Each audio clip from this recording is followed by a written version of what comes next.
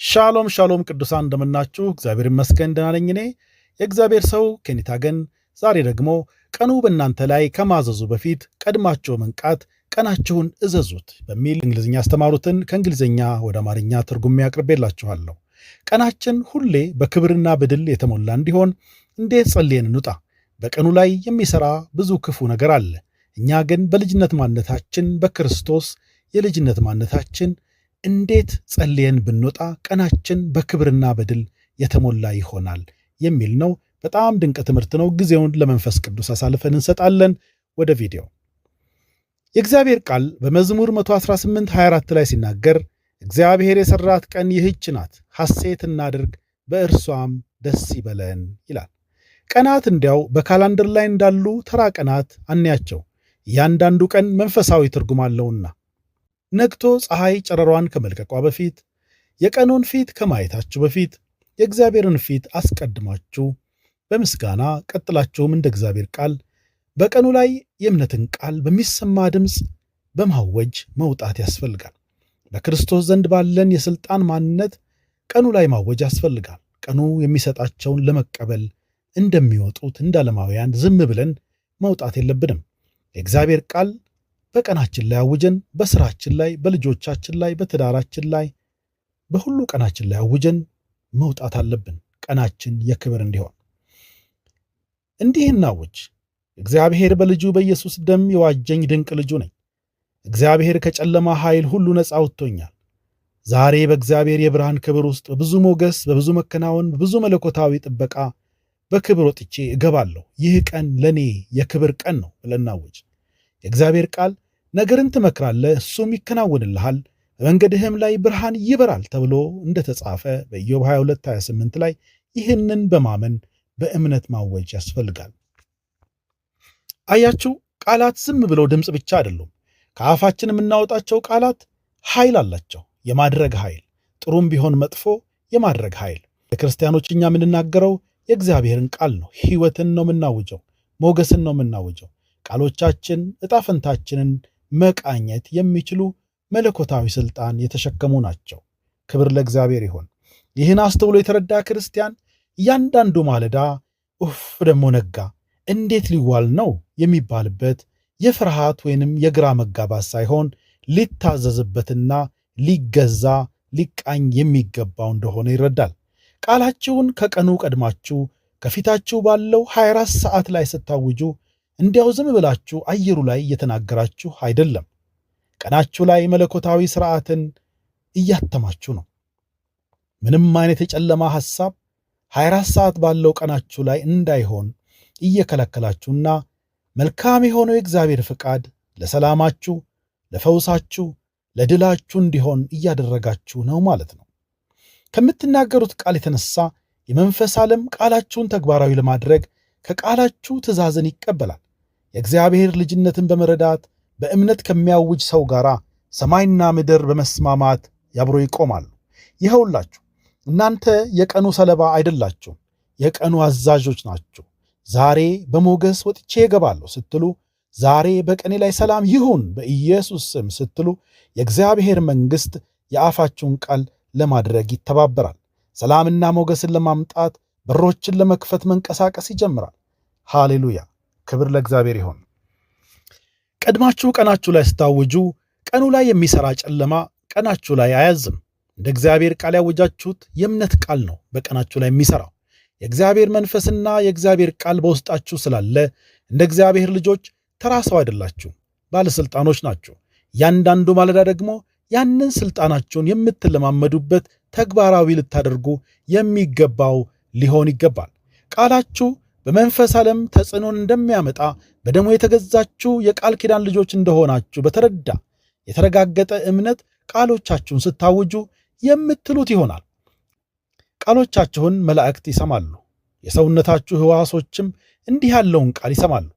ዛሬ በሙሉ ጥንካሬና በሙሉ ጤንነት በኢየሱስ ስም እውላለሁ ስትሉ ሰውነታችሁ ውስጥ የነበረ ያልተስተካከለ ነገር ወደ መስተካከል ይመጣል። ሰውነታችሁ የእምነትን ቃል ይሰማል። እንዲያው ማውራት መሆን የለበትም። እኔስ የክርስቶስ ልብ አለኝ ስትሉ አመለካከትና አስተሳሰባችሁ የመለኮታዊ ጥበብ መስመር ውስጥ ገብቶ መሰማራት ይጀምራል። ለቀልድ እኮ ነው በሚል የስንፍናን አሉታዊ ቃልን በራሳችሁ ላይ ሆነ በልጆቻችሁ ላይ ሆነ በትዳራችሁ ላይ አትናገሩ። የአፋችሁ ቃል እንጂ ቀልድን አያውቅም የመንፈስ ዓለም። በእኔ ላይ የተሠራ መሣሪያ ሁሉ አይከናወንም ብላችሁ ግን እንደ እግዚአብሔር ቃል ስታውጁ በአካሄዳችሁ ላይ መለኮታዊ ጥበቃን ተግባራዊ እያደረጋችሁ ነው ማለት ነው። ሃሌሉያ! አዎንታዊ አመለካከትን ማሰብ ብቻውን አይበቃም። ማሰብ ብቻ ሳይሆን በእምነት የተሞላን ቃል መናገር አስፈላጊ ነው። መናገር በልባችሁና በአፋችሁ ያላችሁ የእግዚአብሔር ቃል ዕጣ ፈንታችሁን ሆነ ቀናችሁን ለማስተካከል የተሰጣችሁ ታላቅ ኃይል ያለው መሳሪያ ነው። ለዚህ ነው ስልካችሁን ማልዳ ከመክፈታችሁ በፊት፣ የቀኑ ሐሳብ ወደ አእምሯችሁ ከመፍሰሱ በፊት ቀናችሁ ላይ ሕይወትንና በረከትን በኢየሱስ ስም አውጁ። ሰላምን፣ የዓላማ ሕይወትን፣ ሞገስን፣ ክብርን በቀናችሁ ላይ አውጁ። በመውጣት መግባታችሁ እንዳትከናወኑ ሌሊት ተነስቶ የሚራገም ረጋሚ እንዳለ ከተረዳችሁ ዝም ብላችሁ አትወጡም።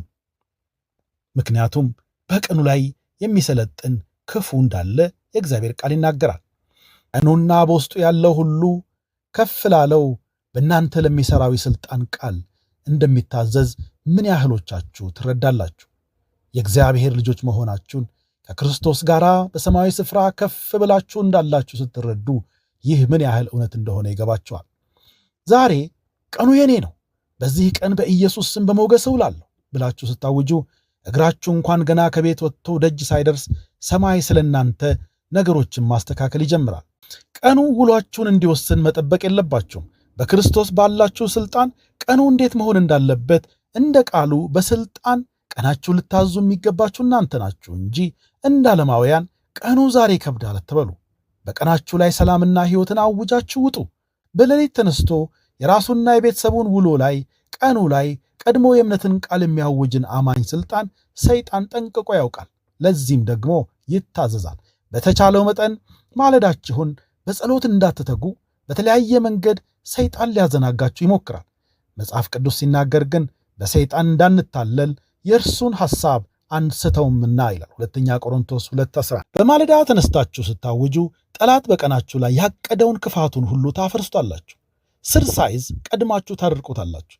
ጠላት ፈጽሞ የማያልፈውን የኢየሱስን ደም ቅጥር በእናንተና በእናንተ የሆነ ነገር ሁሉ ላይ ታደርጋላችሁ። ሃሌሉያ! ይሄ ትልቅ ክብር ነው። በቀኑ ውስጥ ሊሆንላችሁ የሚገባውን ታውጃላችሁ፣ ታዛላችሁ። የመንፈስ ዓለም መልስ እንዲህ ላለ ጸሎት ፈጥኖ ይሰጣል። በገዢነት ሥልጣናችሁን አውጃችሁ ስትወጡ ቀኑ ለእናንተ ተገዢ ይሆናል እንጂ እናንተ ተገዢ ሆናችሁ አትሉም።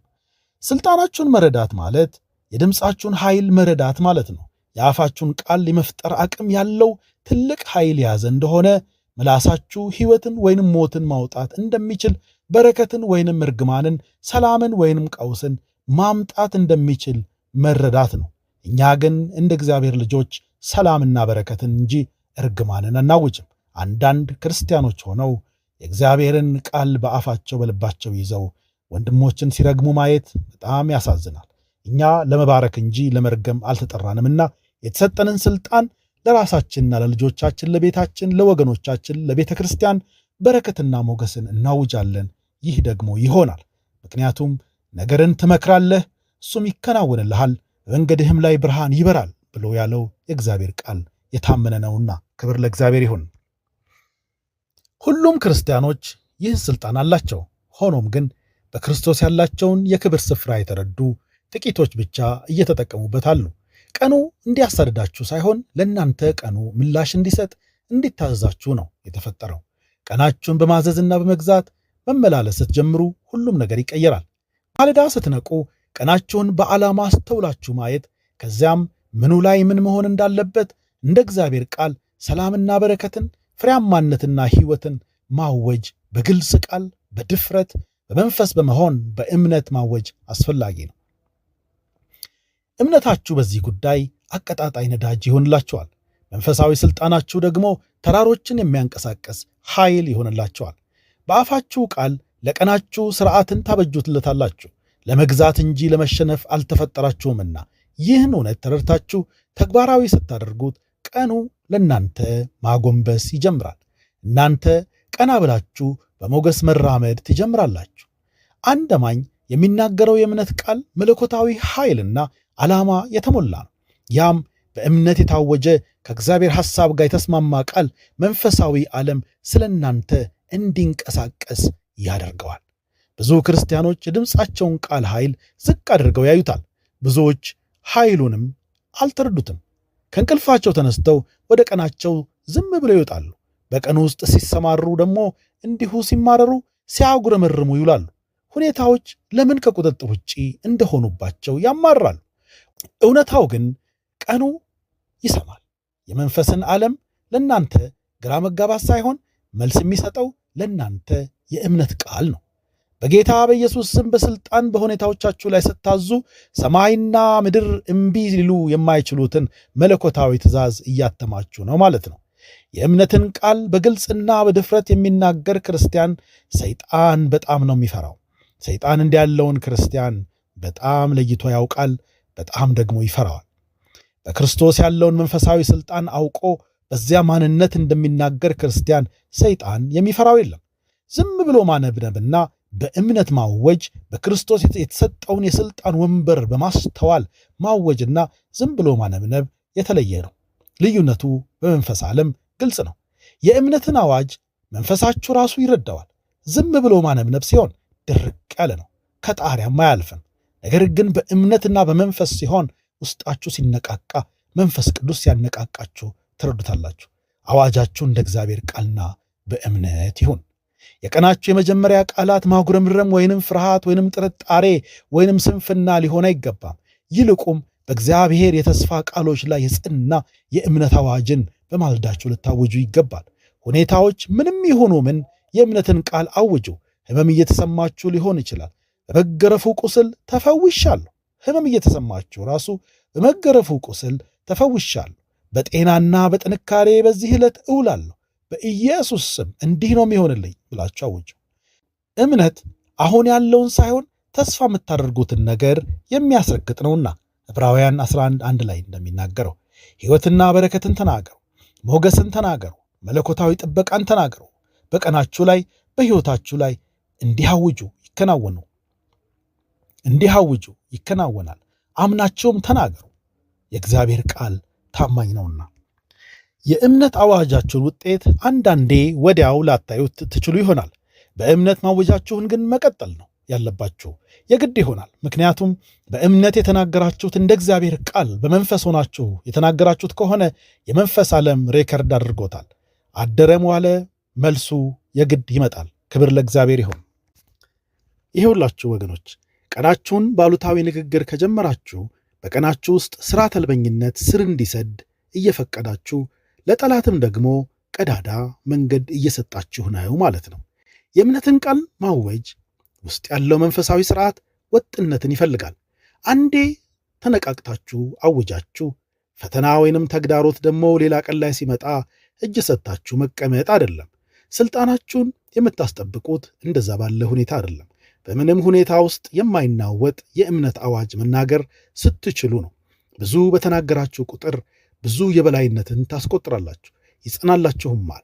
ቃሎቻችሁ ቀኖቻችሁን የሚመሩ መንፈሳዊ ንድፎች ናቸው። የእምነት ቃል የሚያውጅ ክርስቲያን መላእክት ይታዙታል። ሁኔታዎች አያዙትም፣ ይታዙታል እንጂ። ቀኑ አያዘውም፣ ይታዘዘዋል እንጂ። ብዙ ክርስቲያኖች ያላቸውን ሥልጣን ስላልተረዱ የሚገጥማቸውን ተግዳሮት ሊሸነፍ የማይችል ታላቅ ተራራ አድርገው እጅ ሰጥተው ተቀምጠዋል። ይህ ልክ አይደለም። በኤፌሶን 2:6 ላይ በግልጽ ቋንቋ የእግዚአብሔር ቃል እንዲህ ይላል፣ ከአለቆችና ከሥልጣናት ሁሉ በላይ ከክርስቶስ ጋር በሰማያዊ ስፍራ እጅግ ከፍ ብለን እንደተቀመጥን ይናገራል። እግዚአብሔር ይባረክ። ይህ ማለት የሚገጥሙን ተግዳሮቶች በሰው ኃይል፣ በሰው ጉብዝና የምናሸንፋቸው አይደሉም።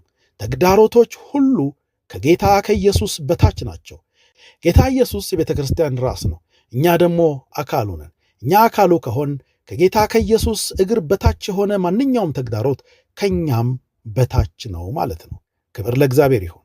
የምናሸንፈው እንደዚህ ባለ በተሰጠን የልጅነት ሥልጣን ነው። ፍጥረታዊ ዓለም ራሱ መንፈሳዊውን ሕግ እንደሚታዘዝ መረዳት ያስፈልጋል። በዙሪያችሁ ያሉ ሁኔታዎች የተመሰቃቀሉ ሊሆኑ ይችላሉ። ሆኖም በእምነት አውጁ፣ ድላችሁ የተረጋገጠ ነው። ተግዳሮቱ በጣም ጊዜያዊ ነው። የምትናገሩት የእምነት ቃል በመንፈስ ቅዱስ የሚመራ በኢየሱስ ስም የታተመ ስለሆነ በፊታችሁ የሚቆም አይኖርም። ሊቋቋማችሁ የሚነሳ ሁሉ እንደ ውሃ ይፈርሳል። ሃሌሉያ! የመላእክትን ጣልቃ ገብነት ለማንቀሳቀስ እምነታችሁ እንደ እግዚአብሔር ቃል የምታውጁት ቃል ወሳኝ ቁልፍ ነው። በእምነት ስታውጁ እግዚአብሔር እንዲሠራ እየጠየቃችሁ ብቻ ሳይሆን እንደ እግዚአብሔር ልጆች በኃይሉ አስተዳደር ውስጥም እየተሳተፋችሁ ነው ማለት ነው። መላእክት መዳንን ሊወርሱ የተጠሩትን እንዲያገለግሉ የተላኩ አገልጋይ መናፍስት ናቸው። መዳንን ለመውረስ የተጠራን ደግሞ እኛ ነን፣ በክርስቶስ አምነን የዳንን።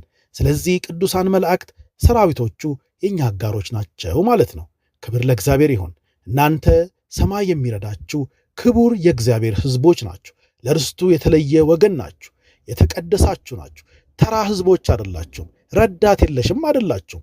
እጅግ ብዙ ረዳት ያላችሁ፣ መንፈስ ቅዱስ የሚረዳችሁ፣ የእግዚአብሔር መንፈስ የሚረዳችሁ፣ መላእክት የሚረዷችሁ፣ ሰማይ የሚያግዛችሁ ታላቅ ሕዝቦች ናችሁ። ከልብ በሆነ እምነትና በእግዚአብሔር ቃል በተደገፈ ቃል በሕይወታችሁ ያለውን የትኛውንም ተግዳሮት፣ እንቅፋትና ችግር ማራገፍ አለባችሁ። አሁን በክርስቶስ ያለኝን ማንነት ተረድቻለሁ።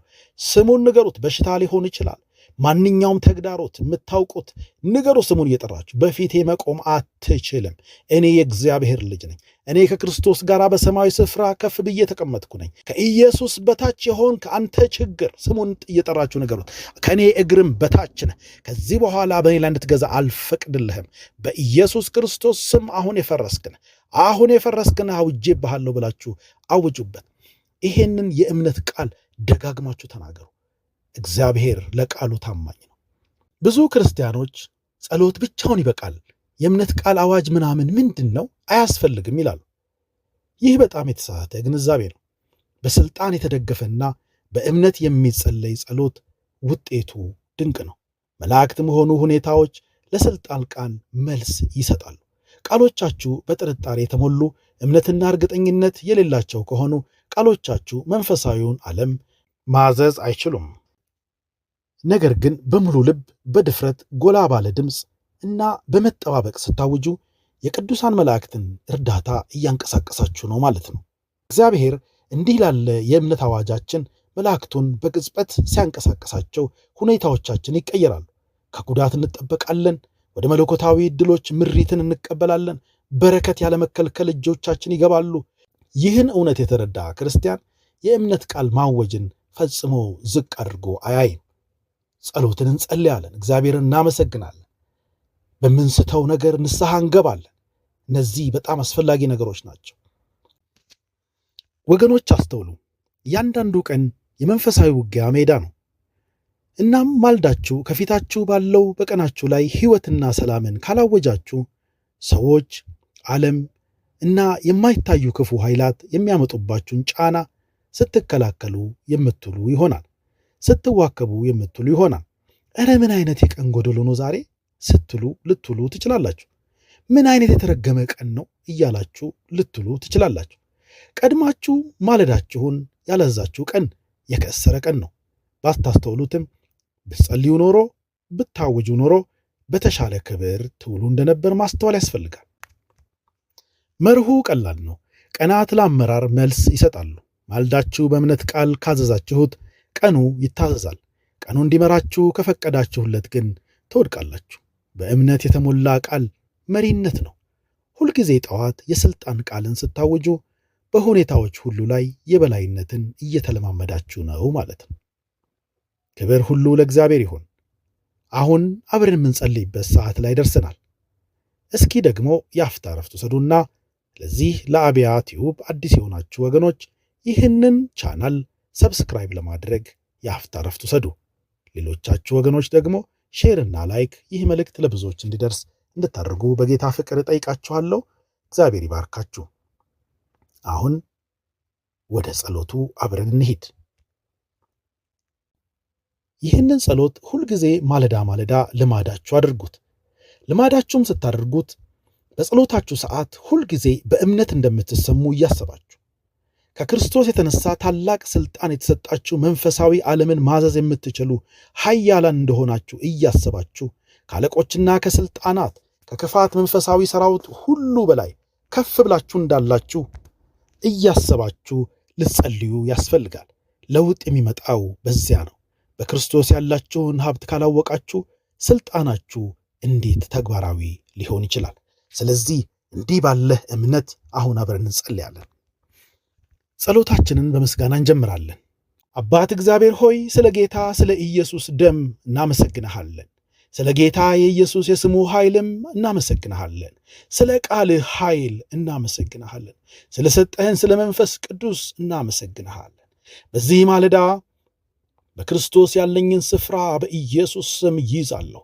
እኔ በክርስቶስ በሰማያዊ ስፍራ ከፍ ብዬ ተቀምጫለሁ። እኔ ከአለቆችና ከሥልጣናት ሁሉ በላይ በዚህም ዓለም ካለ ከክፋት መንፈሳዊ ሰራዊቶች ሁሉ በላይ በኢየሱስ ስም ከፍ ብዬ ከክርስቶስ ጋር ተቀምጫለሁ። የኢየሱስ ደም በቀኔ ሁሉ ከማንኛውም ክፋት ይከልለኛል። የኢየሱስን ደም ተከልያለሁ። የደሙ ምልክት በቤቴ ላይ ተቀብቷል፣ በሥራዬ ላይ ተቀብቷል፣ በሕይወቴ ላይ ተቀብቷል፣ በቤተሰቤ ላይ ተቀብቷል። የኔ በሆነ ነገር ሁሉ ላይ የኢየሱስ ደም ተቀብቷል። ስለዚህ ጠላት የኔ ወደሆነ ነገር ማለፍ አይችልም። በኢየሱስ ስም በጌታ በኢየሱስ ስም እባብና ጊንጡን እረግጣለሁ። በክፉ ኃይል ሁሉ ላይ በኢየሱስ ስም ሥልጣን የኔ ነው። በኢየሱስ ስም ምንም የሚጎዳኝ ነገር የለም። በጌታ በኢየሱስ ስም ጉልበት ሁሉ ይንበረከካል። ፍርሃት ይንበረከካል። በሽታ ይንበረከካል።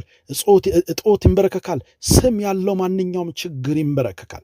ሰይጣን እነግርሃለሁ፣ ሥራህን አፈርሳለሁ። በሕይወቴ ላይ ያሰብከው የኔ በሆነ ማንኛውም ነገር ላይ ያሰብከው ማንኛውም የክፋት ዕቅድ፣ ወጥመድና ተንኮል፣ ክፋት ሁሉ በኢየሱስ ስም አሁን አፈረስኩ። የፈረሰ ይሁን። አሁን በክርስቶስ ያለኝን ቦታ ይዣለሁና በክርስቶስ ያለኝን ሥልጣን ተረድቻለሁና እስከ ዛሬ በሕይወቴ ያደረግከው ማንኛውም አሁን ነቅቼ አፈርሳለሁ። ከሕይወቴ የፈረሰ ይሁን። በአንተ ላይ የተሠራ መሳሪያ ሁሉ አይከናወንም ተብሎ እንደተጻፈ፣ በአንቺ ላይ የተሠራ መሳሪያ ሁሉ አይከናወንም ተብሎ እንደተጻፈ በእኔ ሆነ የኔ በሆነ ነገር ላይ የሠራኸው ማንኛውም ክፋትህን አሁን አፈርሳለሁ። በሰማይ የፈረሰ ይሁን። አሁን አፈርሳለሁ። በኢየሱስ ስም በምድር የፈረሰ ይሁን። ሃሌሉያ። ፍርሃትን ከለከልኩ፣ ጭንቀትና ግራ መጋባትን ከለከልኩ፣ በሽታን ከለከልኩ፣ ጥፋትን ከለከልኩ፣ ሰላምና ጥበብን፣ ሞገስና መለኮታዊ ምርትን፣ በረከትን በቀኔ ላይ አዘዝኩ፣ በሕይወቴ ላይ አዘዝኩ። በኢየሱስ ክርስቶስ ስም በእኔና የኔ በሆነ ነገር ሁሉ ላይ ሰላምና ሕይወትን አዘዝኩ በኢየሱስ ስም። ሞገስና መከናወን አዘዝኩ በኢየሱስ ስም። ፍሬያማነትን በጌታ በኢየሱስ ስም አዘዝኩ። ደስታን፣ ፈውስን፣ ድልን በመንገዴ ላይ በኢየሱስ ስም አዘዝኩ። ሃሌሉያ። ሰውነቴ የመንፈስ ቅዱስ ቤተ መቅደስ ነው። በክርስቶስ ኢየሱስ ያለው የሕይወት መንፈስ ሕግ ከኃጢአትና ከሞት ሕግ አርነት አውጥቶኛልና በመገረፉ ቁስል ተፈውሻለሁና ዞዊ የሆነው የእግዚአብሔር ሕይወት በሰውነቴ ውስጥ ያሉትን ሕዋሶች ሁሉ፣ ብልቶች ሁሉ ሕያው ማድረግ የሚችል ኃይል ነውና በኢየሱስ ስም አዛለሁ። ማንኛውም ስም ያለው ሕመም፣ የሚታወቅ የማይታወቅ አሁን ከሕይወቴ ላይ ተራገፈ ይሆን። አሁን በኢየሱስ ስም ቀልጦ የተወገደ ይሆን። አሁን በደሙ ኃይል፣ አሁን በመገረፉ ቁስል ተፈውሻለሁ ብዬ አውጃለሁ። በዚህ ቅጽበት በኢየሱስ ክርስቶስ ስም ፈውስ በሕይወቴ ላይ ይሆን። በኢየሱስ ስም ፈውስን የሚያከናውኑ የእግዚአብሔር መላእክት ከዚህ ሕያው ከሆነው ከእግዚአብሔር ቃል ጋር በመስማማት አሁን በሕይወቴ ላይ ፈውስን ይስሩ። አሁን ፈውስ በሕይወቴ ላይ ይሆን። በሁሉም ሲስተሞቼ ላይ አሁን ፈውስ ይሆን። በመገረፉ ቁስል ተፈውሻለሁ። ፈውስ የልጆች እንጀራ ነው ተብሎ እንደተጻፈ በኢየሱስ ክርስቶስ ስም በዚህ ቀን ቢሆን ከዚህ በኋላ ባለው ሕይወቴ በንቃት በጥንካሬ በጤንነት መኖር በኢየሱስ ስም የኔ ነው። በኢየሱስ ስም የኔ ነው። ልጆቼ ከእግዚአብሔር የተማሩ ናቸውና ሰላማቸውም ታላቅ ነው። በሕይወቴ ቢሆን በቤቴ ቢሆን በልጆቼ ቢሆን የኔ በሆነ የትኛውም ነገር ላይ የተሰራ መሳሪያ ሁሉ አይከናወንም። እግዚአብሔር ቤትን ይሰራልኛል፣ በከንቱ አልደክምም። እኔና ቤቴ ግን እግዚአብሔርን እናመልካለን። የእግዚአብሔር ሞገስ እንደ ጋሻ ከቦኛል። የእጄ ሥራ ሁሉ የተባረከ ነው። ለውሳኔዎች ሁሉ የሚያስፈልገኝ ጥበብ በኢየሱስ ስም አለኝ። በሥራዬ ሁሉ አቅምና ጥንካሬ እኔ ነው። ለሚገጥመኝ ማንኛውም ተግዳሮት የእግዚአብሔር ጸጋ አለኝ። ይህ ቀን ለእኔ የድል ቀን ነው። ይህ ቀን ለእኔ የክብር ቀን ነው። በጌታ በኢየሱስ ስም ሃሌሉያ። አባት ሆይ በኢየሱስ ስም አመሰግንሃለሁ። ጠላት ከእግሬ በታች ስለሆነ አመሰግንሃለሁ። መላእክትህ በፊቴ ስለሚሄዱ አመሰግንሃለሁ። ቃልህ በውስጤ በኃይል እየሠራ ስለሆነ አመሰግንሃለሁ። ሃሌሉያ። ዛሬ በሥልጣን እንቀሳቀሳለሁ። ዛሬ በበላይነት ወጥቼ እገባለሁ። ዛሬ በገዥነት እንቀሳቀሳለሁ። ዛሬ በደስታና በሰላም በኢየሱስ ስም እንቀሳቀሳለሁ። ዛሬ በድል እንቀሳቀሳለሁ በጌታ በኢየሱስ ክርስቶስ ስም። አሜን፣ ሃሌሉያ። አያችሁ ወገኖች፣ ለምንድን ነው በየቀኑ እንዲህ መጸለይ እንዲህ ማወጅ ያለብን? ያንዳንዱ ቀን ላይ የሚሰለጥን ክፉ በየቀኑ ስለሚለቀቅ ነው። ቀድመን ከላይ ሆነን መዋል ያለብን። እግዚአብሔር ቃል ሲናገር በኤፌሶን 5:16 ቀኖቹ ክፉዎች ናቸውና ዋጁት ይለናል። በየቀኑ በንቃትና በስልጣን መመላለስ የሚያስፈልገን ለዚህ ነው። ዲያብሎስ የረፍት ጊዜ ስለማያውቅ እስኪ ትንሽ ፈቃድ ወስጄ አረፍ ብዬ ልመለስ ማለትን የማያውቅ ስለሆነ እያንዳንዱን ቀን ቀድመነው ቀናችንን መዋጀት ያስፈልገናል። የከፍታ ነጥባችንን ማስያዝ የለብንም። የከፍታ ነጥባችንን የክብር ከፍታችንን እንዲያዝን እንድንኖር ጌታ ጸጋውን ሁሉ ያብዛልን። እግዚአብሔር ይባርካችሁ። የዚህ ሕግ መጽሐፍ ካፍህ አይለይ፣ ነገር ግን የተጻፈበትን ሁሉ ትጠብቅና ታደርግ ዘንድ በቀንም በሌሊትም አስበው። የዚያን ጊዜ መንገድህ ይቃናልሃል ይከናወንልሃልም። ኢያሱ 1:8 ነገርንም ትመክራለህ፣ እርሱም ይከናወንልሃል፣ በመንገድህም ላይ ብርሃን ይበራል። ሃሌሉያ። ጌታ ኢየሱስ አብስቶ ይባርካችሁ። የተባረካችሁ ናችሁ። ሻሎም